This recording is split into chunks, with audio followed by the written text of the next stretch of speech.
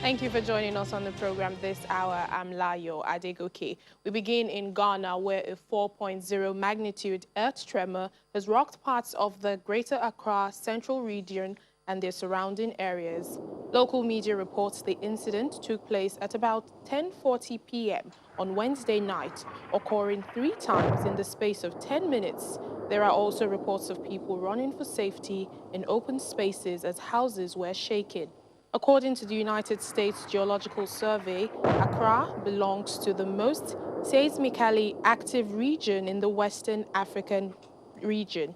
Multiple strong quakes, some above magnitude 6, have hit the capital in the past. The quake is one of the strongest earthquakes in Ghana in years, with the epicenter located in the western part of the city.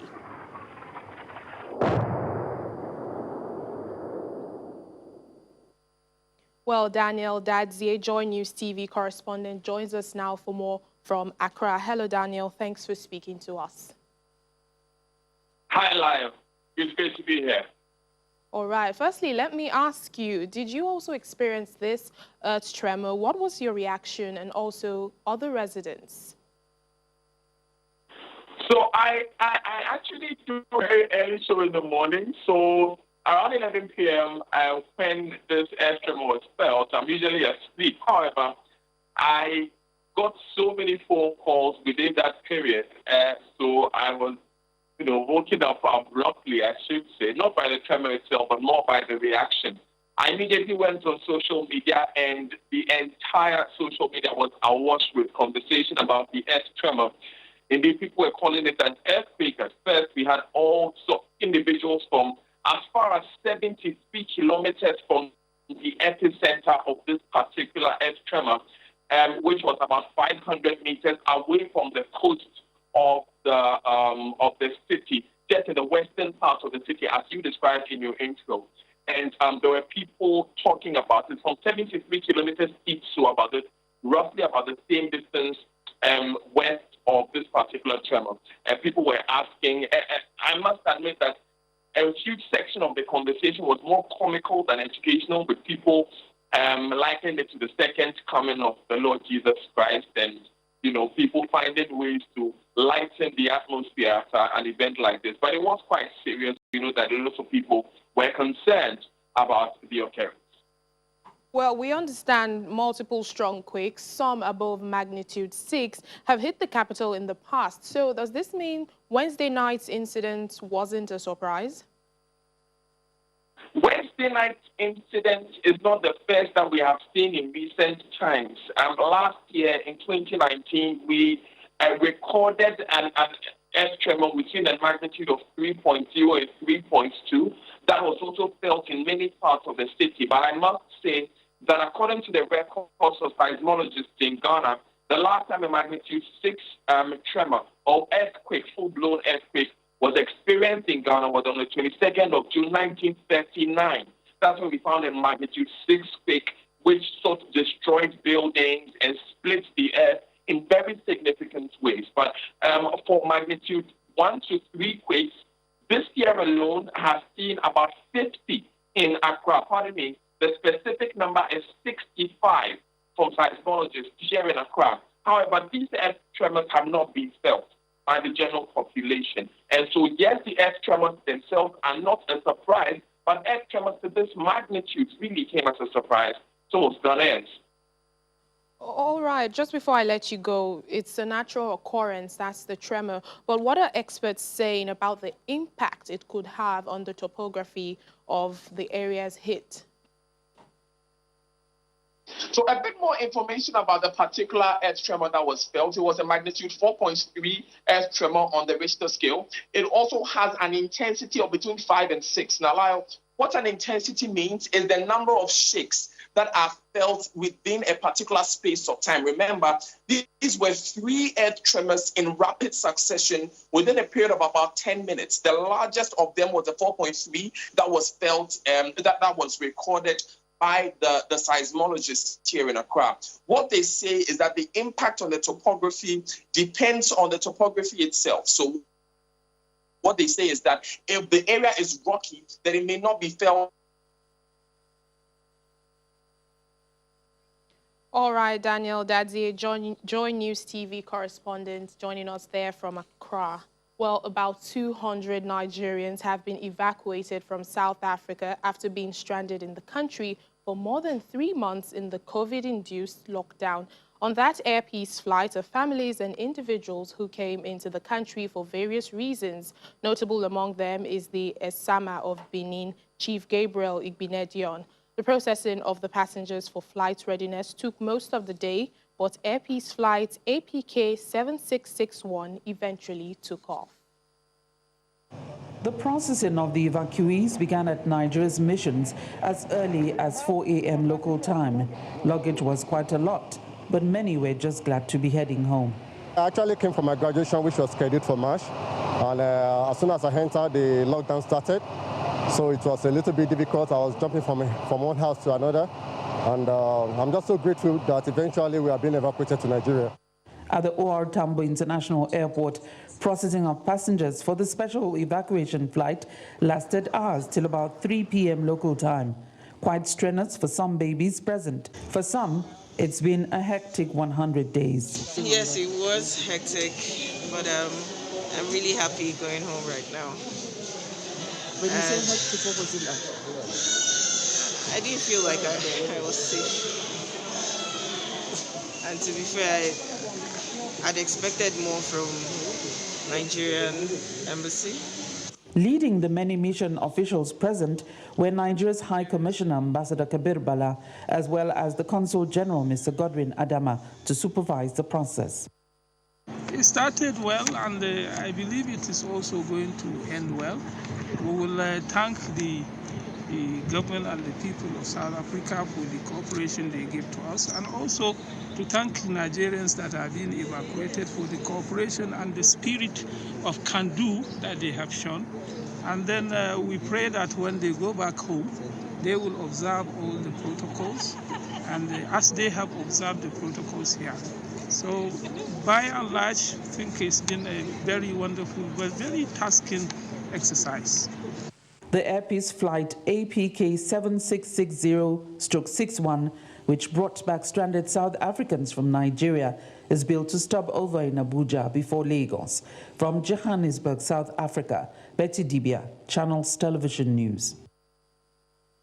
South Africa's unemployment rate hit a record high in the first quarter of this year as key sectors including agriculture shed jobs. Data showed this week highlighting weaknesses in the economy even before it was battered by the COVID-19 pandemic.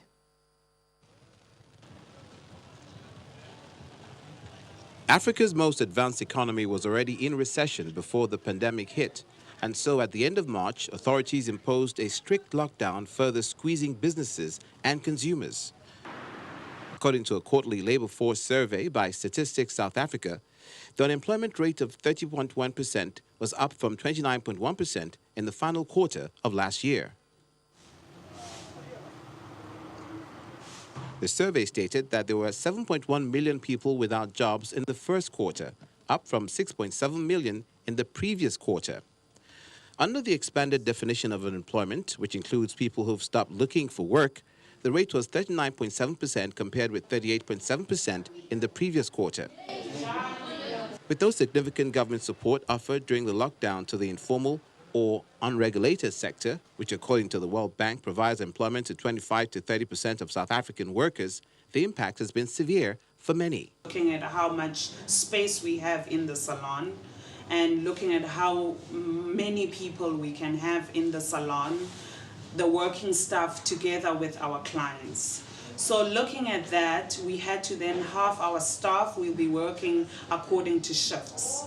Whether we're gonna look at a daily shift, a full day, maybe 1 day in, 1 day out, for example, or we are going to look at 1 week in or 1 week off, but that's how we are going to work. And it has been communicated to all the staff members to make sure that they understand the impact that the virus has had across the economy. What the COVID pandemic has certainly done is that it's also changing our behavior as consumers, and therefore a lot of the places that we would ordinarily go, we sometimes think twice about going to. And for an industry like personal care, and as you mentioned, is a large employer of particularly young Black women. I think that certainly speaks to the extent of the pain that we're going to feel in that sector. President Cyril Ramaphosa last week announced a further easing of lockdown restrictions, allowing businesses such as cinemas, casinos, theaters, hair salons and spas to operate under strict social distancing rules. But some small businesses fear recovery will take longer. Go back to one of our earlier stories on the Nigerian Meteorological Agency's annual seasonal rainfall prediction report. The report usually is to help governments, individuals and corporate organizations to prepare adequately in anticipation of the natural occurrence of heavy rainfall. Well, joining us now is Olumide Idowu, a climate change expert, to discuss more on the challenges the rains pose to our livelihood.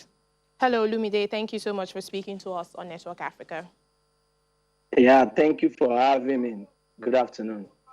All right. What do you make of NIMET's 2020 rainfall prediction report? It was released earlier in January. For me, thank you very much. I think for me, NIMET have been releasing several seasonal reports every year. And I think it's just for someone like us, as citizens, to get ready and prepare for the coming rain. So for me, I think the prediction sometimes is not that accurate, but I can say this year, it came earlier enough, as they said. And I can also say that it's also giving us an alert towards the kind of prediction and the kind of precaution we need to be taking towards the rainy season this year. And I think from my side and from the government side, I think what they are doing is to make sure that every citizen gets prepared for the coming rain. And I can also say that it is also going to be more good if we can have a little bit of 70 to 80% accurate information so that people can actually get set and get ready to know what is going to come up in the nearest days and coming weeks and months. Thank you. Yeah, you mentioned citizens. I'm sure you may have seen pictures from one of the last heavy rainfalls that brought up debris in environments. Should citizens, do the same? I'm aware that you took up the responsibility of clearing up your area, removing plastic bottles. Should citizens do the same? Will it help prevent flooding from the rainfalls? Definitely. Thank you. One of the things I think is very, very important is collaboration. And I think why I did that was because I was affected by Monday. On Monday, the rain that fell on Monday where my house was flooded.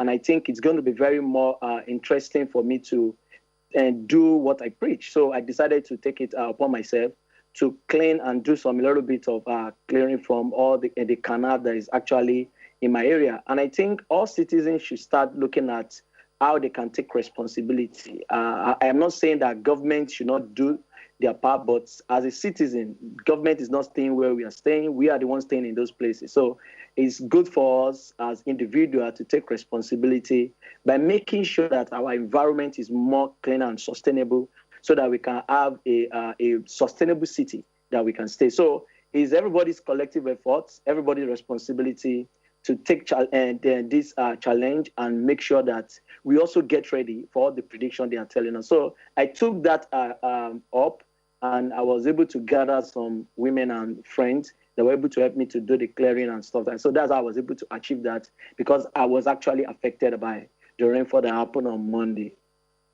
All right. And for the government, do you think government is doing enough to help prevent floods, which are the real bane of consistent rainfall?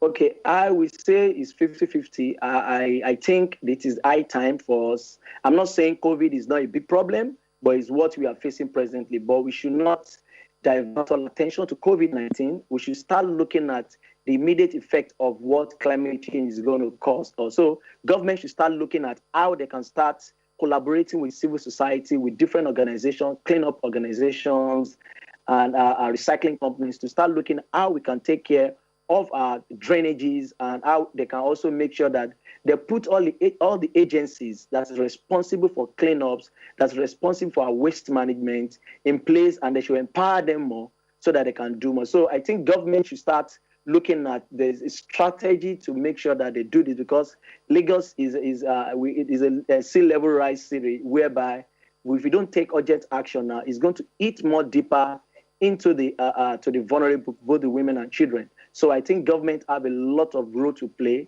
in partnership and collaboration with different civil society organizations. All right, Olumide Idowu, a climate change expert. Thank you for speaking to us on Network Africa. Thank you very much, and have a good afternoon. Well, in an effort to raise awareness and on the new virus and the importance of self-care protective face are being distributed to traders at various markets in Yambio, South Sudan. The United Nations mission in South Sudan has partnered with the Catholic Diocese of Yambio Tambura to distribute locally produced face masks to communities in the area. The campaign targets the most vulnerable people in the parts of Yambio. The peacekeeping mission says it's concerned that the additional pressure of responding to COVID-19 on South Sudan's weak healthcare system. Health campaigns in towns and villages across the region are being held to raise awareness on the risks of the new coronavirus and help local communities stay safe. We are targeting 500 per location. The 4 locations in Western Equatoria.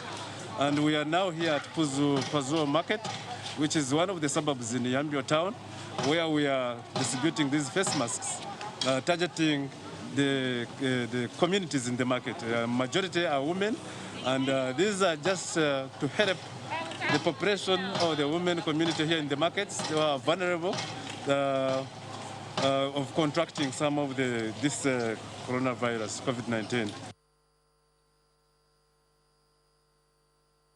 And finally, on the program, some good news coming from Ethiopia, where a 110-year-old Ethiopian man has recovered from coronavirus. This is according to a Facebook post by Dr. Yared Agidiu, who runs the hospital in the capital, Addis Ababa, where the man was being treated. People over the age of 80 are considered to be most vulnerable if they catch the virus, but Dr. Yared says his patient is fully recovered and is now in good health. And that's it on the program today. Thank you so much for watching. I'm Layo Adegoke.